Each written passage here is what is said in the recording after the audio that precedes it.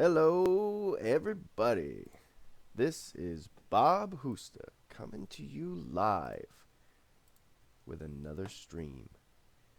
I was watching the Lee Sedol AlphaGo match yesterday, and I decided, you know what? That is not the way that a computer should be used to play Go. We shouldn't be fighting with the computers, you know? First of all, apparently, they're going to win anyway. But second of all, I think the proper format in which a human and a computer plays Go is when they work together, such as this particular case, where the computer is not only helping me find a game on the internet, but also helping me to broadcast it across the internet so that people all over the world can learn from my loss today. We're going to start the game. Oh, hi, good luck.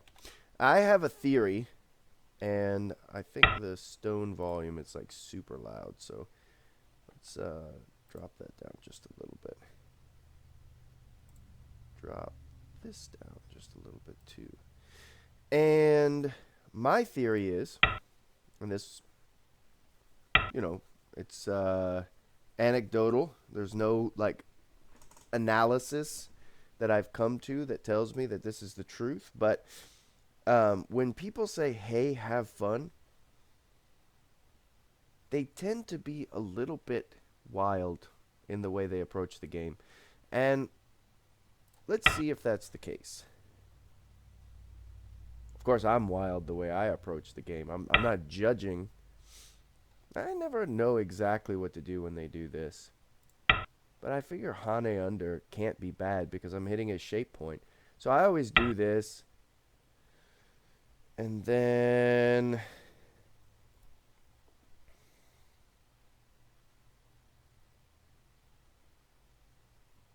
seems kind of odd.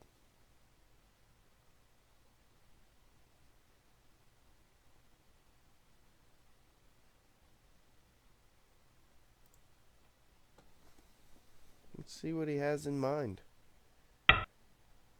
Okay.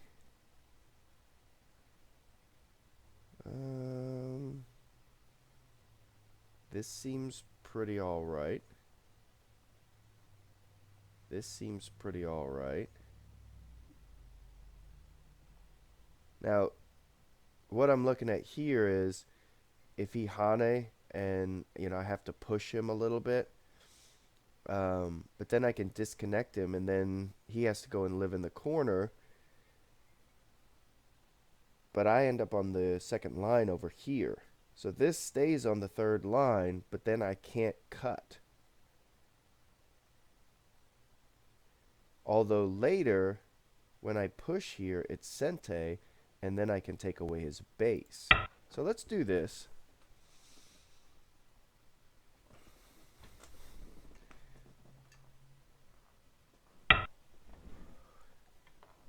And Tanuki, I told you. I told you. Did I say it? I said it, and I'll say it again.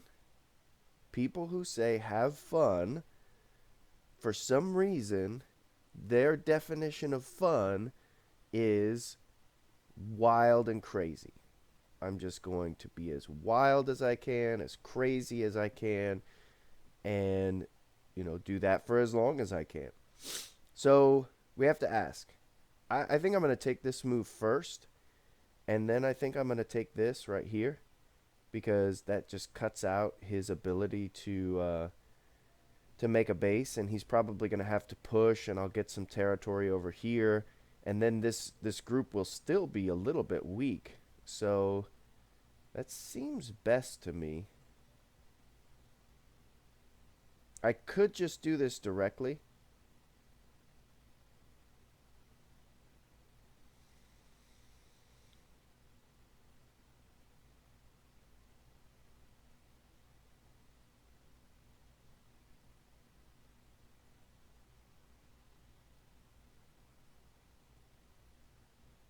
Yeah, I kind of like this. Because if I take this directly, when he pushes here, I can connect here as a forcing move and then jump. I don't think that's too bad at all. So let's see what he wants to do.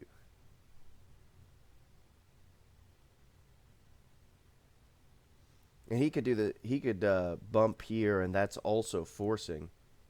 But when I connect here, I mean, he could Hane here. All right. So that's what he wants to do. Now I can do the same thing. I can connect here, which is a forcing move. And then I can play this. Now the question is, do I want to play up here or do I just want to make a base? And I think in this case I just want to make a base because this doesn't develop anything and it gives him the opportunity to get a stone in here, which will help this. Whereas this stone kind of starts to limit his ability with the framework that he made. You know, he said, I'm going to build a framework.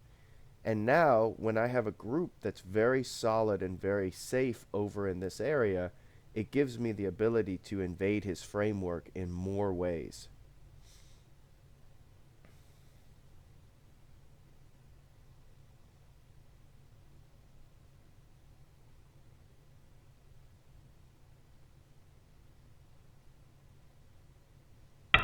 Yep, that's what I thought he was going to do.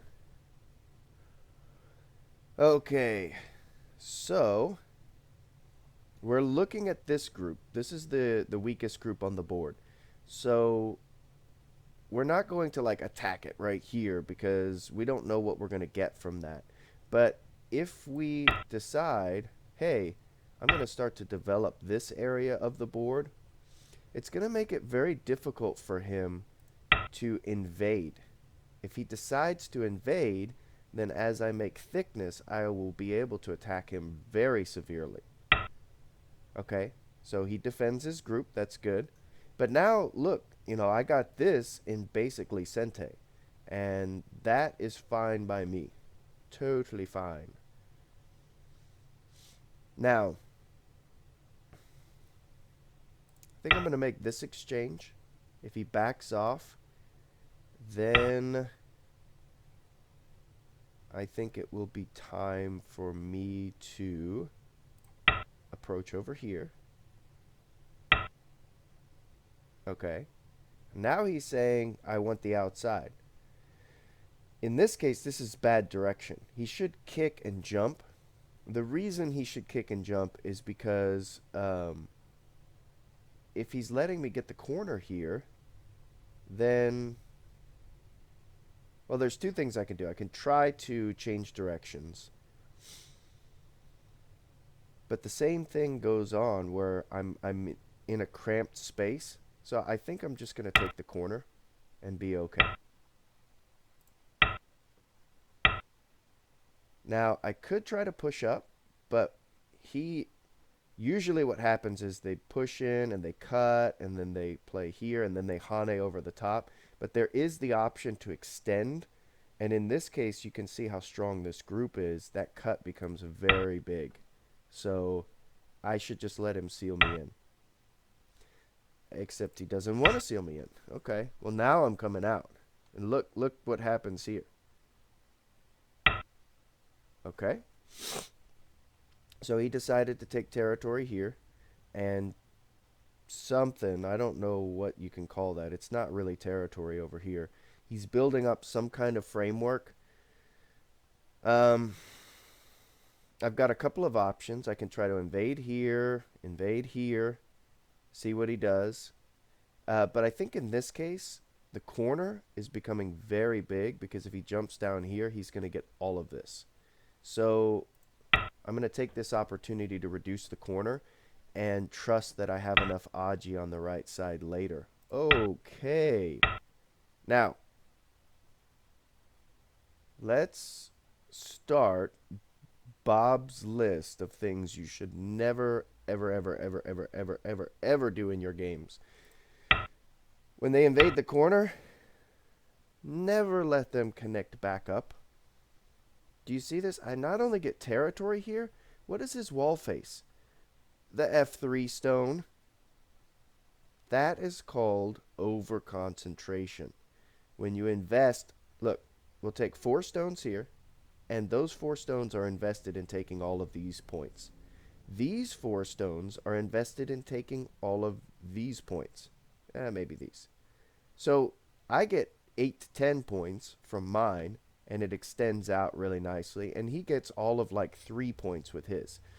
So I don't particularly like the direction that he's choosing there. Now the question is, should I see if he wants to choose that direction again? Or should I care about this part of the board? Because if he plays here and then plays here, this is going to become solid territory, but then this is all solid territory too. So which is bigger? I don't know.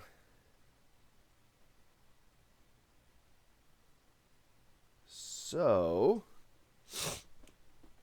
and I apologize, I have a little bit of a stuffed nose today. So if you hear that, you might be able to hear it in my voice. I just decided I'm casting a game. And I've actually cast like either 1 or 2 games and completely bungled them on the technical part. One of them was completely black, just a complete blank black screen, and I'm talking about the game. Exciting game, by the way. Very exciting game. I loved every minute of it, except for the, when I plugged it back in and actually went through my comments. Okay, so I say that it's about time to do something in this area. But as to what? Because I've got 2 weaknesses here, so I can make something in here. And because this stone is out and these stones are strong, he's not going to be able to make so much in the center. So the question is, do I want to risk, coming in and this completely dying? And, I like doing that from time to time, risking complete and utter death.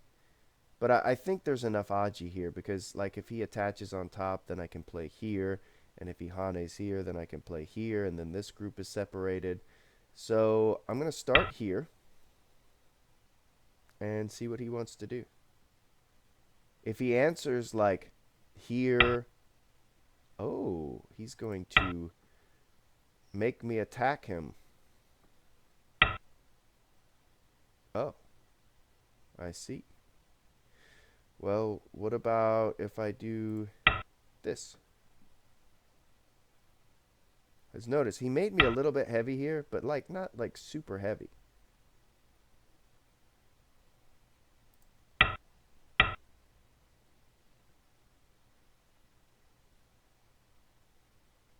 Now, do I want to Hane here?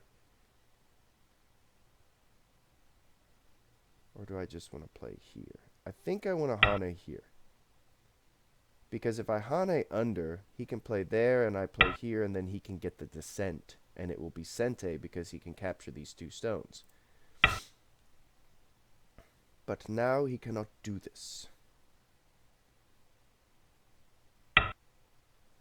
Alright. I don't mind this at all because this is Hane at the head of 2 stones. He just ran himself into a Hane at the head of 2 stones.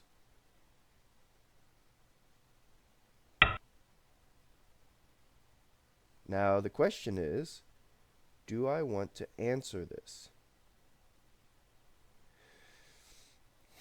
I mean, he can play here, and then there's this ladder here. So there's some Aji with this. I could play this. I could push. Pushing seems good. Yeah, I like that. Let's see what he does. Oh, he's going to let me Hane.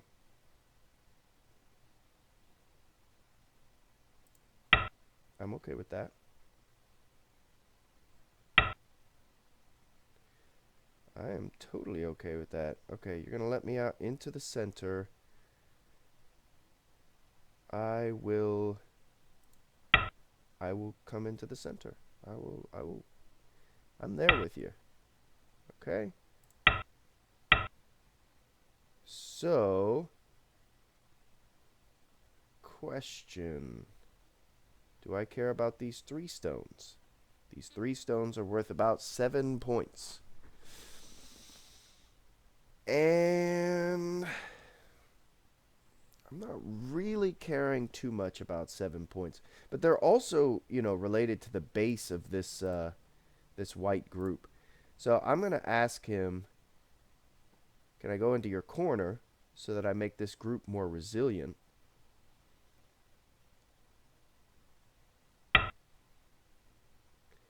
And he says, yes, if I can go into your little area over here.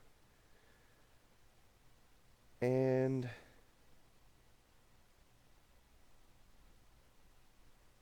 I don't know. I kind of don't see what's all going on over here. I mean, if I block, he can Hane and connect and Incente.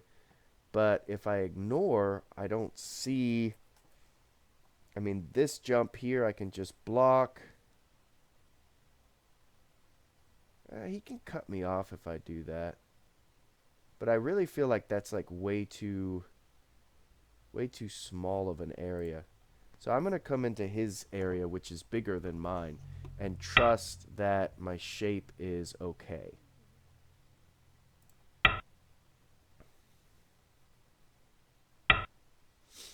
And now it's time to Tanuki. He is almost alive over here. I'm not going to be able to attack this group. So that leaves a weakness over here. And so I really kind of want to play this just to solidify this area. If he comes into this area, I can just drop down, and I'm not all that unhappy with that occurrence. But if I drop down here, I kind of want my stone to be here instead. So I think I'm going to lean this way. And if he comes in here, I'm just going to drop down, take this area, and let this run out as I follow it. Okay. Do I Hane? Yes. Yes, I do.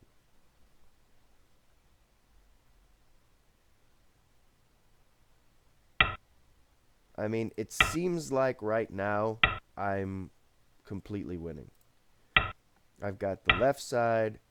The right side has been destroyed. This is very big because I have a Sente endgame over here. This... I can answer that because it's a forcing move. This group is not alive yet, and this group does have some problems. So those are the only 2 things I have to worry about for the rest of the game. So I'm going to take care of one of them right now. I'll just make sure that he answers immediately in Gote. Now, I can't have any control over that, but I am happy that it happened.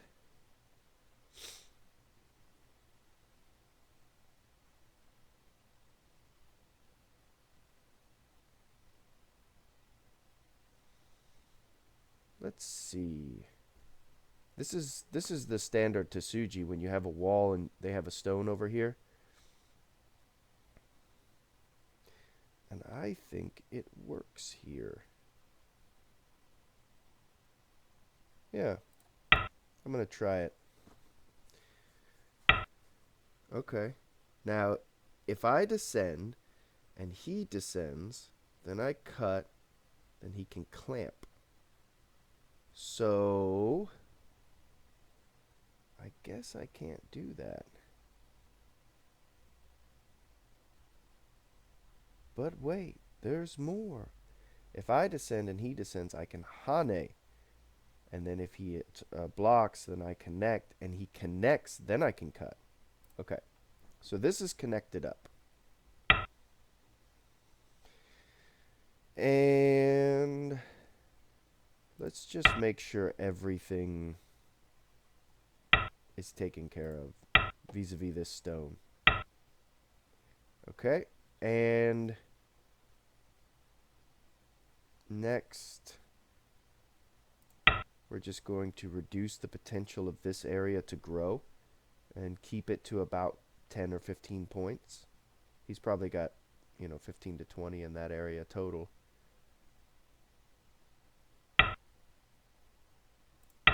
I'm not entirely sure what that was.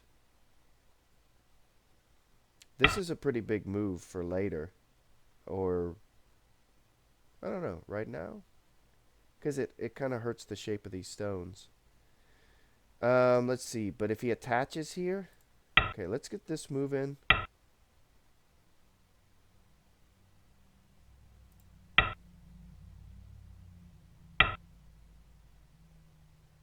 That's odd. I mean, I really don't mind if he takes these two stones, if I can wipe out all of this. So we'll do that. After that exchange, I'll go back. Okay, I'll save the two stones.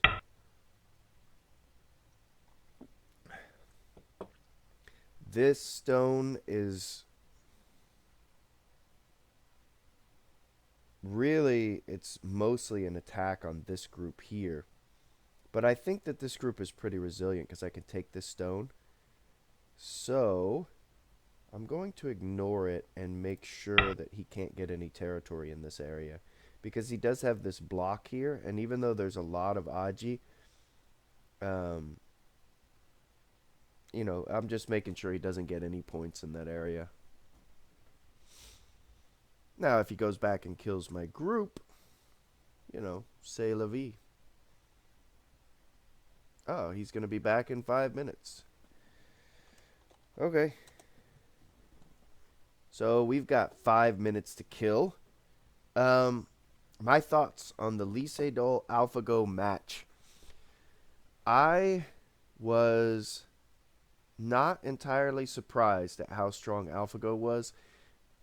Definitely the program was stronger than it was before when it played Fan Hui. But of course, in AI terms, when you can play a million billion games against yourself a day, then let's just make sure he gets his 5 minutes. Then you have the potential to get better a lot faster. A lot of people suggested, the commentators, when I was watching the game, like Myung-Won Kim, and actually he was the only one I saw, and I think Andrew Jackson, who was commentating with him, kind of tacitly supported this theory. But if you notice the difference between AlphaGo's game when it played Lee Sedol and the way that it played when it played Fan Hui, it was much more of a calm game when it played Fan Hui. Not a lot of fighting, and all of a sudden, playing Lee Sedol, there's fights everywhere. The whole game was a fight. Just one after another. Weak groups all over the place. And it not only fought, but it fought well. And it's definitely 9-dan professional. I mean, this coming from somebody who's nowhere near that level. But you could just tell. It's playing Lee Sedol. And it was ahead at points and behind at points. But the one thing that you could say is that it was keeping up with him. And I think they suggested that the fighting was a result of maybe DeepMind went in and said, okay, we're playing Lee Sedol, we need to get better at fighting. And possibly they did. And so that ended up altering AlphaGo's style of play to more of a fighting style. But what I think it is the type of game in both cases was more reflective of the style of the player that was playing AlphaGo. Fan Hui was aiming for peaceful games, and he got peaceful games. Lee Sedol was aiming for a fighting game, and he got a fighting game. So I think that AlphaGo, I don't know if I could say that AlphaGo actually has a style at this point. Although it may be the case, I could be entirely wrong. But I definitely don't think that the AlphaGo team went in and specifically geared up a strategy to defeat Lee Sedol, because their stated purpose in creating AlphaGo in the first place has to do with the developing the technology of neural networking, modeling the way that our brains work by allowing the computer to create connections based on data sets. And I don't think that gearing the program to beating a specific player is what they're looking for. They're looking for a program that can learn to play Go. And the reason that's so important is because you can go in and program something to do something. Like, for instance, the lights in Houston, Texas. You could get a team of people in and you could program this this neuro this computer to do the lights in Houston, Texas, and to respond to certain circumstances and things like that. Um, but when you're dealing with a problem that's so complex, you can't just sit there and set parameters and set parameters and set parameters, because when your program comes up on a parameter that it hasn't encountered before, or a problem that your algorithm didn't solve for explicitly, it's not going to be able to solve the problem in an optimal way. And that's exactly what DeepMind is looking for in developing the technology of neural networking. They want to set a machine to a task, let it learn how to do it, and then leave it to work. And the the the whole point is to minimize human interference. So I really don't think they went in and said, "Oh, we need to prepare for Lee Sedol."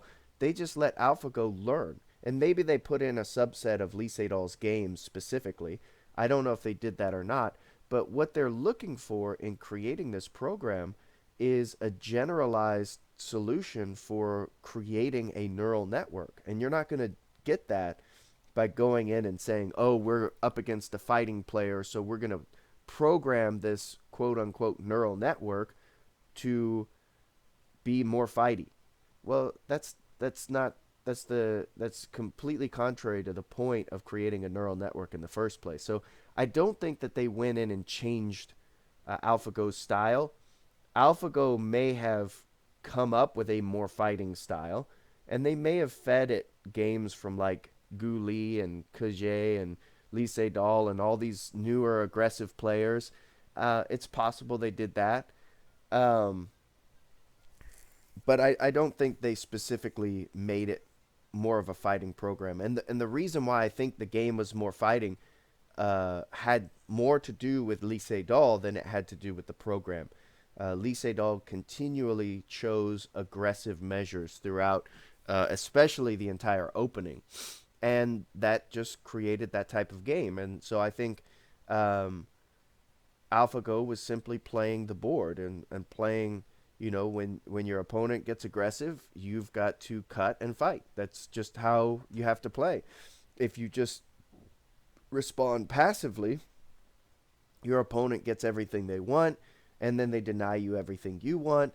And so I think that was just the way that the position opened up. And as we get into the next games, we're going to see Lee Sedol make adjustments and see how the program responds to those adjustments. And we're going to see more. Is this actually AlphaGo's style, or is this more of a response to Lee Sedol? And if Lee Sedol chooses a calmer game, will AlphaGo respond in kind? It's going to be really fun to watch. I'm not going to be watching any of the games. I watched this game live the yesterday, and I was really excited by it. I'm totally cool with the result, although I expected Lee Sedol to win, and I hoped that he would win. The only thing that I'm sad about is that he lost in a way that Myungwon Kim actually pointed out. No, he made a mistake in direction here, and so I think he had some fatigue from his last tournament, and even though he got behind in the opening, he fought back in the middle game, and then he was winning, and then he made what seemed like a simple error, relatively speaking, for a professional player of his level at the very least, and um, that was my only disappointment with yesterday. Was if you watch the game, what happened in the lower right corner towards the end of the game, and Lee Sedol chose a direction of play that basically gave AlphaGo the corner and ended up with him having a very nice thick wall right next to AlphaGo's nice thick wall. And his wall was completely useless. And I think he ended up resigning. I know that, but I think he was like 7 or 8 points behind when he resigned. And it was as a result of not taking the corner himself and playing in a more uncompromising style. But I think he missed something pretty simple. Um,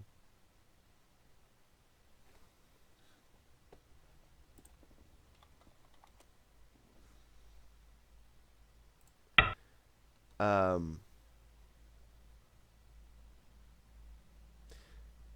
Otherwise,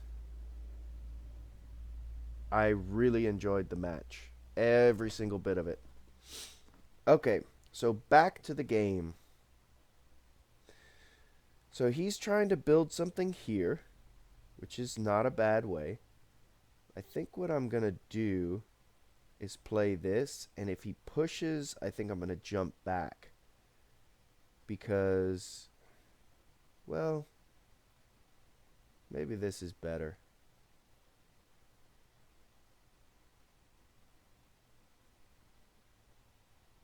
Just being calm. I guess that comes down to counting. Let's see, you know, if we give him all of this 1, 2, 3, 4, 5, 6, 7, 8, 9, 10, 11, 12, 13, 14, 15, 16.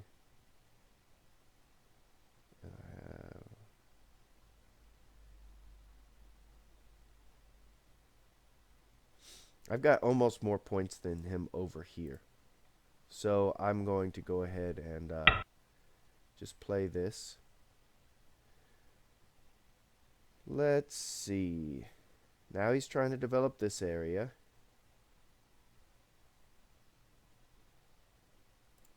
So let's come in over here.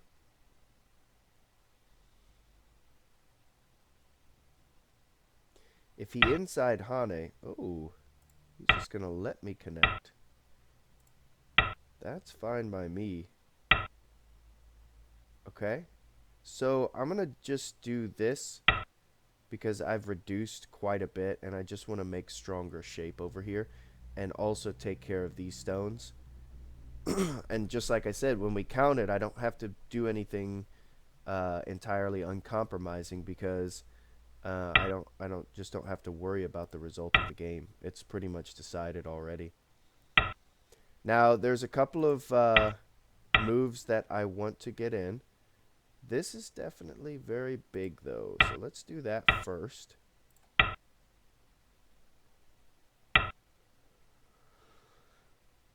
Oh, let's not do that.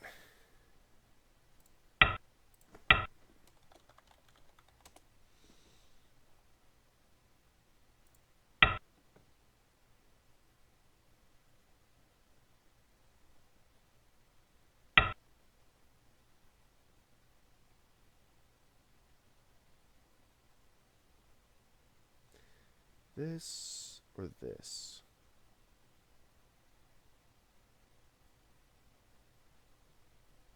Let us just make sure. This is a good follow-up. If he does it though, I don't think I have to worry about it. So I'm not going to. Because if he cuts here, I can connect here. If he pushes here, I can Atari first and connect. This group is now, I've got an eye here, and there'll be an eye somewhere in there. Oh, there's an eye here, yeah. I thought, for some reason, I thought this was a false eye. I have no idea why I thought that. But, you know, it's good when you think they're false eyes and they're really not. Um, and you still think you're alive and then you're really alive. It's not as good when you think they're real eyes and they're actually false. So that's my tip for today. Make sure it's a real eye. Let's see. Is this bigger or is this bigger? I think this is bigger. But actually, when it comes down to it, this is ginormous. Because when he gets the Hane and Connect here, then he gets the Hane there in Sente. That's just huge endgame. You can see how all of that is wiped out. The next thing I'd like to do is extend here. In this case, extending didn't really help, and the Hane hurts his shape a little bit. I can start to aim at a cut here maybe or something later on. Um, but, oh, actually, this ends in Gote for him.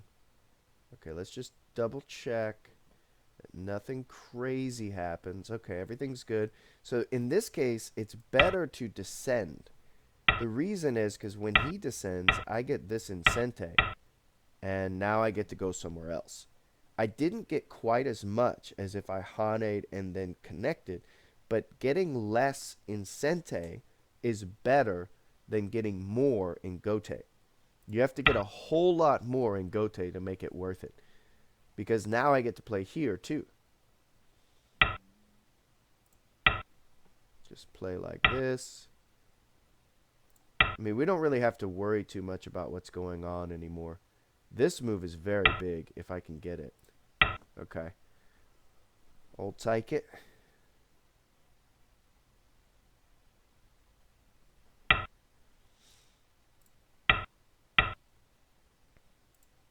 I can get this too.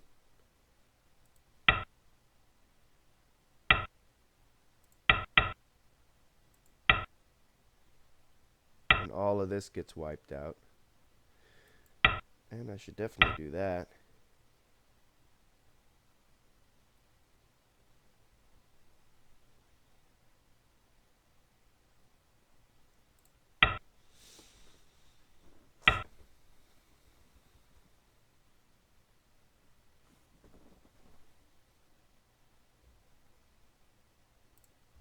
Let's clump that up.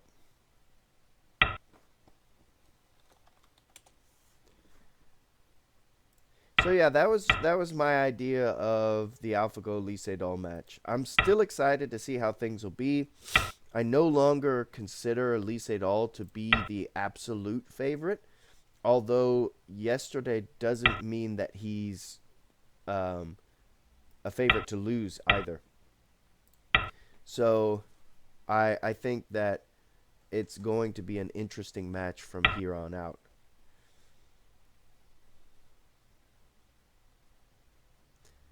And I will be right back.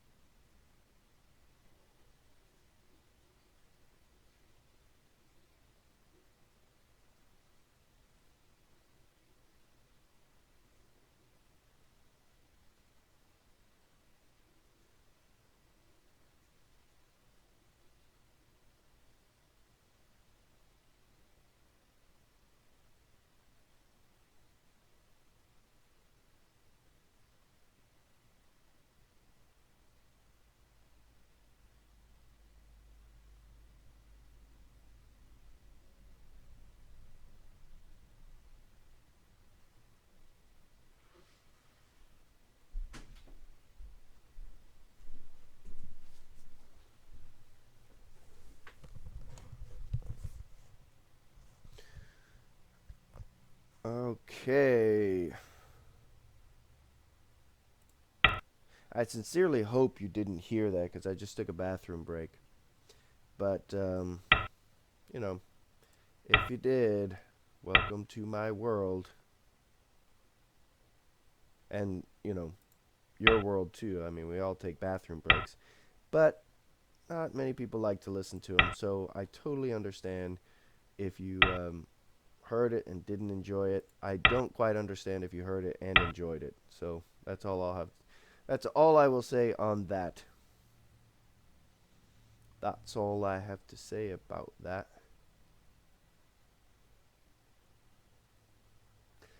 Let's see.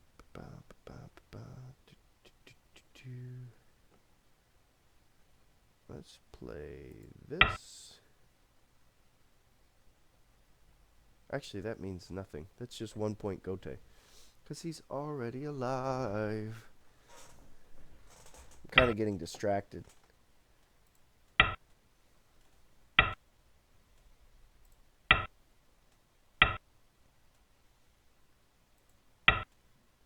That's good.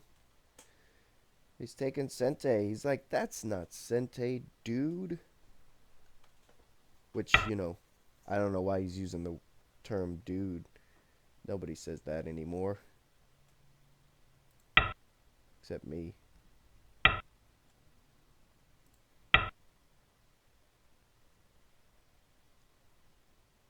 So I was a little bit excited because I've gotten back to Tudon. So I was excited to play a game. But, when he challenged me and he wanted to do just 3 stones, um, I was like, okay, he wants to do that. That's fine. Um, Basically, I'm playing him like I'm a 1K instead of a Tudon, which is why this game is so lopsided. Um, and I will not do that for the next game that I choose to do, which may or may not be soon. I'm taking my sons to the state individual chess tournament, um, which is going to be a lot of fun. So I'm going to be pretty busy this week, and it'll also cost me a lot of energy to do. So I don't know when I'll get back to doing another game, but I got this headset for my birthday, and I wanted to get back to doing games for that reason. And I miss doing it. I know a lot of people enjoy it, and I'd like more people to enjoy it. And the more I do it, the more people will join and subscribe to me, and then I'll be like this super popular guy all over the internet, and everybody will know my name wherever I go. And then eventually I'll be tragically assassinated. But that'll be in another 5 or 10 years after I start developing these odd theories about politics and the banks, and all of a sudden just a mysterious, angry guy out of a crowd. And that's my life plan. That's kind of my goal. It's what I've been working towards for a long time now, for those of you who know me. And I'm almost there. I'm almost there.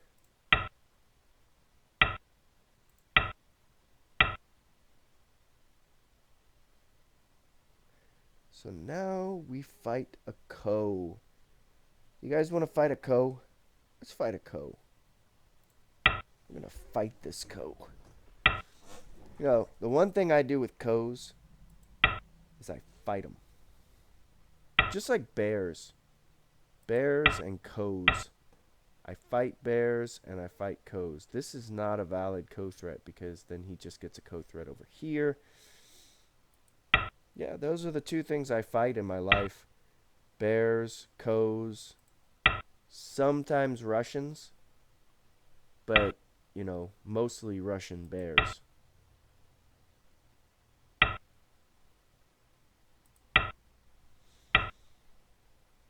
And Russian Kos. I think he's going to win this Ko. I think he's going to win this Ko. You're going to win this Ko. You win. You take it. All right.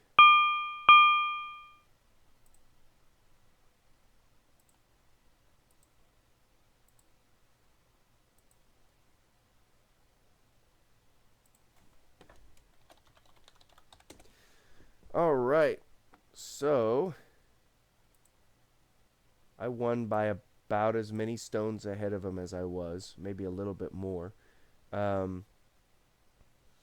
So let's go ahead and do a review, but we're going to view it offline so that he doesn't see what we're looking at.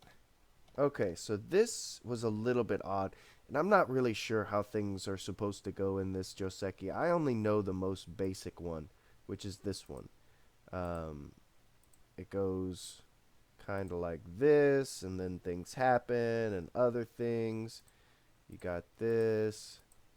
You play here, and then he plays here. You descend. He plays this, and then you extend over here. That's the one that I know. All the other ones are a work in progress for me. I don't entirely know them. But here he does this. I always do this. I don't exactly know what you're supposed to do, but for me, I'm like, okay, if I can get a point right here, I just feel like this is so good for white. Although when he attaches here, um, this is not terrible for black either. So I don't know how this is supposed to go, and yeah, don't ask me. Find somebody else who knows what they're doing. This though, I just feel like it's really good for white because he's just kind of split here, and I'm just waiting for an opportunity to wedge a stone in here. And so in this case, I felt like if I do this, I mean this is still good, but like if he plays here, I don't know, things get a little bit. There's some capturing race stuff, and I didn't want to mess with it. I just wanted to be all that I could be. So this, now he's getting attacked again.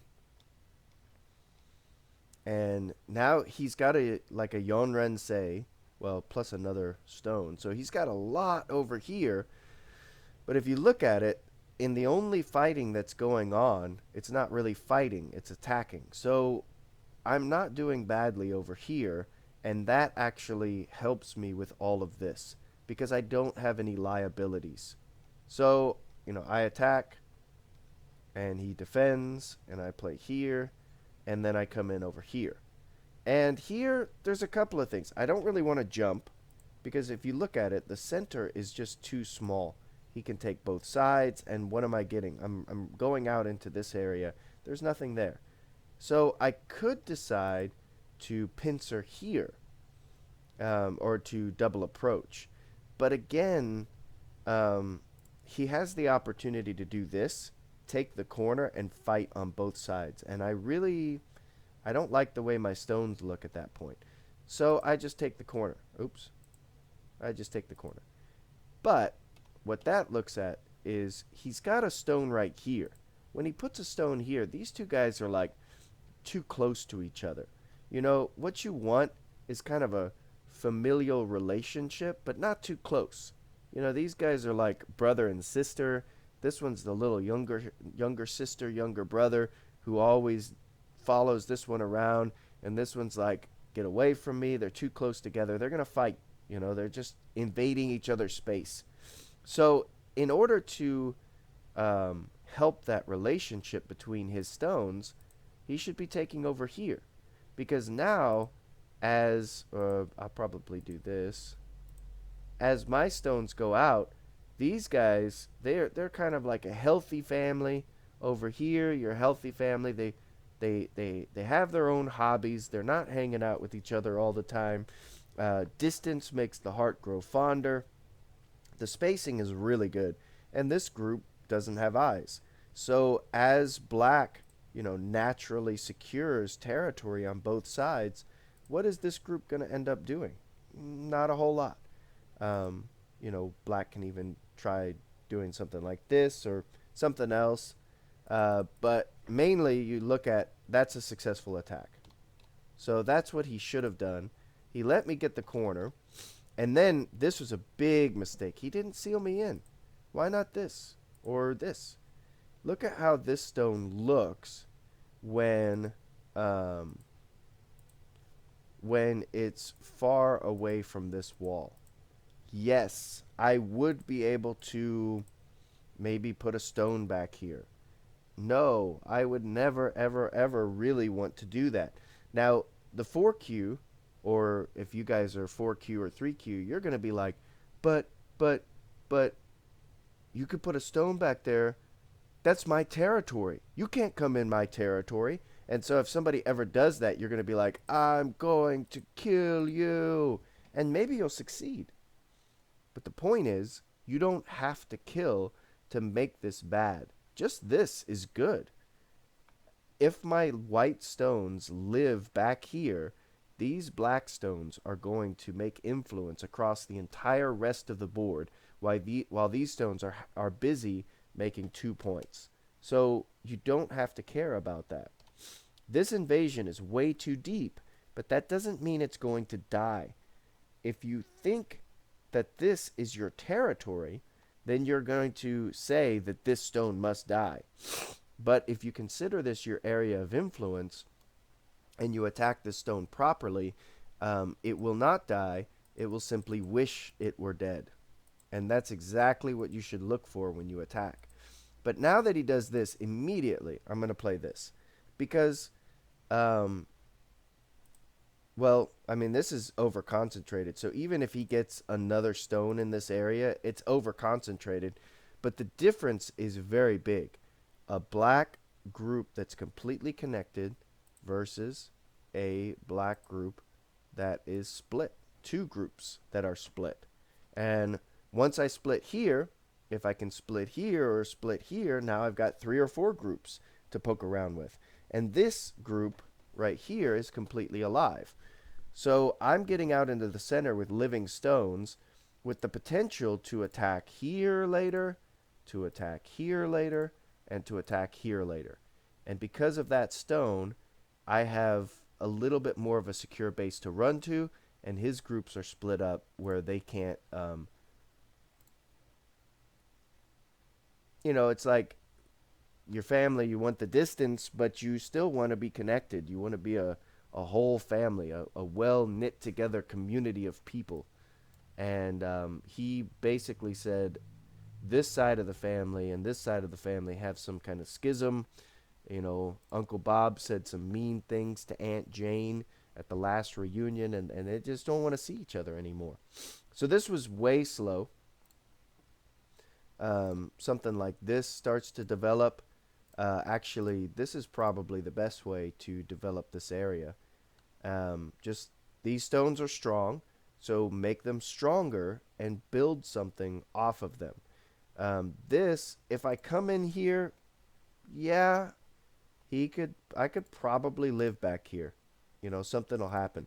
But as I'm living, you just look at the wall that he's getting.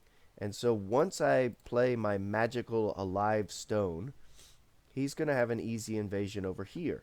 This stone gets cut off because this wall is good. And then based on that invasion, later on, he'll have something over here. Once he ends up over here, there might be something he can do against this group over here. So that's what you should be looking for. Not, oh, I'm going to make points, but I'm going to develop an area. When he invades it, I'm going to get something from it. And then based on that, I'm going to get something else.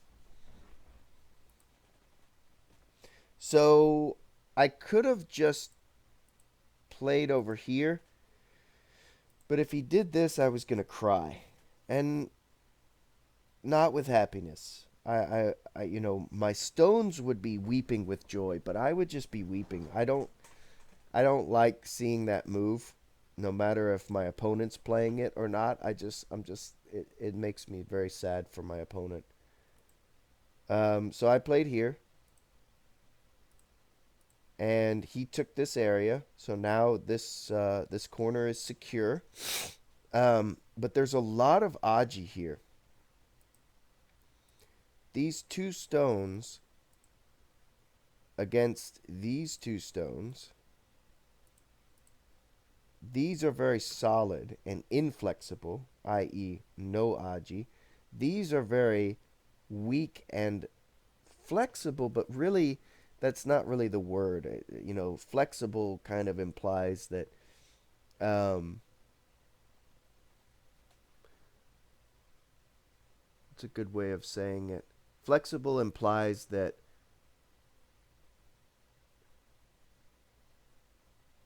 you have some ability to shift and move.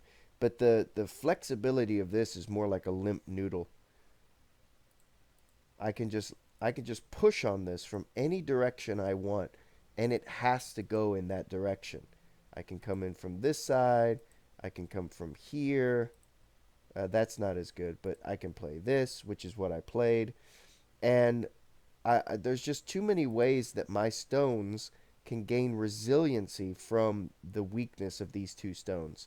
So if you ever have this shape here and you're going to play this kick, you have to protect your shape after that. If you don't do that, then don't kick.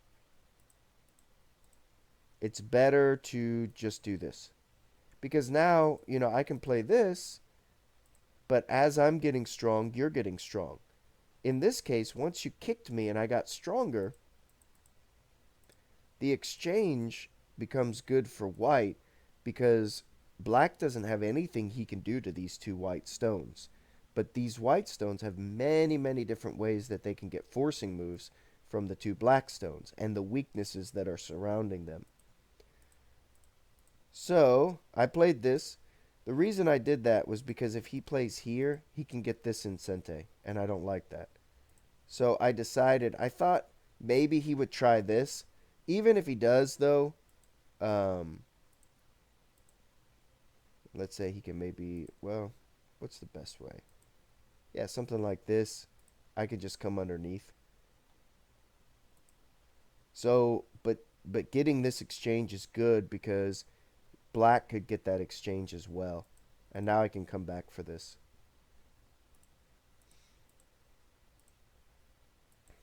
So this is good. This is fantastic. I really don't care about this stone because it was a forcing move. Instead of letting him get that descent in Sente, I got him to push in Sente. So when he comes back, if it's Gote, which it is, then he plays another move, and that's Gote, which it is. Then it takes him 3 moves to take these 2 stones. He can spend 3 moves on 2 stones. I'll let him do that. Especially if I get this. I mean, this just negates the entire center. So I'm ahead in territory, and the center is also mine.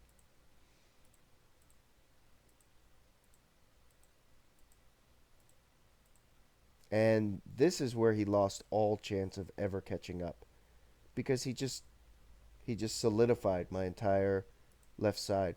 He needed to once I play this, he needs to invade. And I play this, he can, I don't know, there's a couple of ways he can do it. He can push. So even at the very least, if I get to cut this stone off, he does get a wall for it. Of course, this is still too big, um, but it's a lot better of a trade. But if I were him, I would do this and just run out with these stones. That's still not great because white was ahead, but it's better than um, this because now the left side is mine.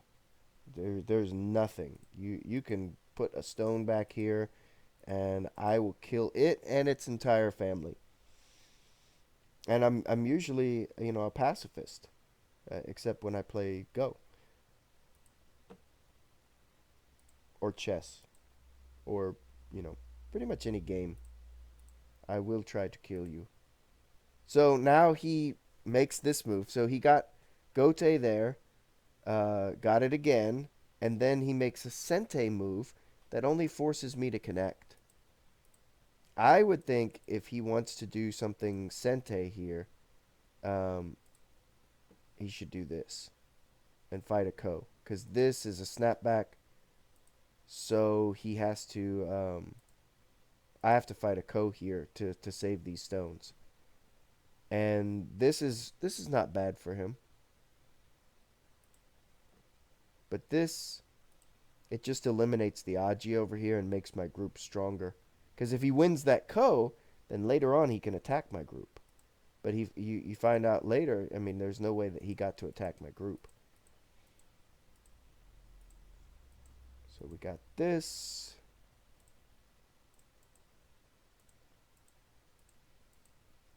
And here, I didn't even see that he could capture these 2 stones until I played here. But even if he does, um, I think it's at least even. I think white's getting more because this is worth like 10 points or so. One, two. This is 4, 8. This might be worth 12 points. But now he's not going to get any points in this area at all. I don't know. This might be a little bit better for black, but it's not a lot better.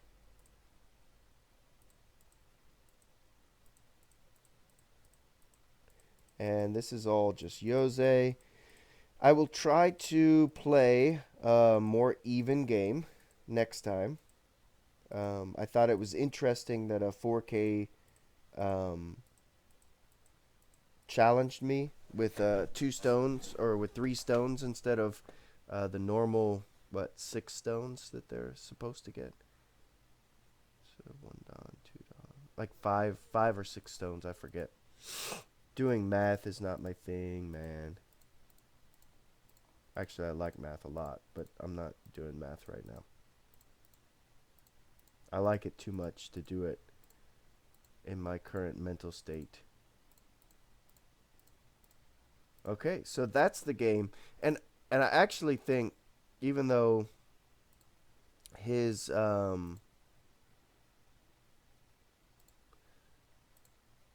bopper, I think that he might have misread this. It says tilde pays 3 stones and or gets no handy. That means a tilde player, um, I will not play them with a handicap. And like if they're a 1 don or a 2 don, like a 2 don, I'll, they have to give me a 3 stone handicap. And I've already explained my whole thing about that. But I think what he thought was, I'll only give you 3 stones. I didn't realize that until about halfway through the game or so. Um, but exciting day. It's exciting in the time of Go. Like the whole history of Go has kind of been progressing to a moment when computers can start to give us a more concrete idea of the types of things that they can do, um, that the game can actually hold. And it's going to be fun when computers kind of get out of um, all the information and database that we've fed into the neural network through human games and start to go into maybe playing billions and trillions and quadrillions. And I'm actually way under exaggerating the number of games they'll play against themselves and start to make relationships between stones. And I don't know, maybe you'll end up starting to see 6-6 openings and stuff like that, which is pretty crazy. I don't know. I don't know what the computers are going to come up with. Maybe we've got it pretty good. Maybe we've studied the game and we've come to a place where um, it seems like um, we've got most of it down.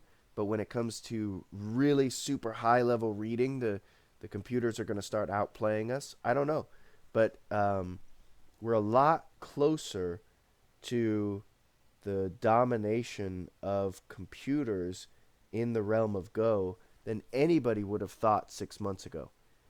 Before the Fan Hui match, it was kind of like that was probably going to be a sideshow, you know. Oh, computer plays a professional. Yay, it's from Google. Oh, he beat him 5-0. He's gonna play Lee Sedol. Oh, he's gonna Lee Sedol's gonna crush the machine. And then we end up with last night, and it's like, wow, we really have to reevaluate um, how close computers are to completely dominating the human strength in Go, and then from there, what do they have to teach us about the game?